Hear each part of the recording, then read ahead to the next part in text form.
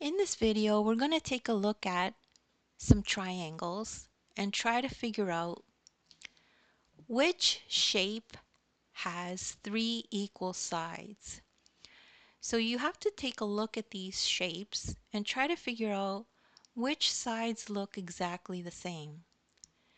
So if we take a look at this pink one here, this side here seems to me that is much smaller than this side.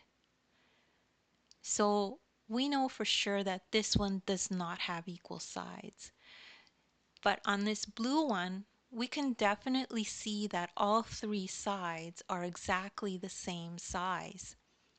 So the blue triangle is the one that has equal sides. So let's circle that one as our answer.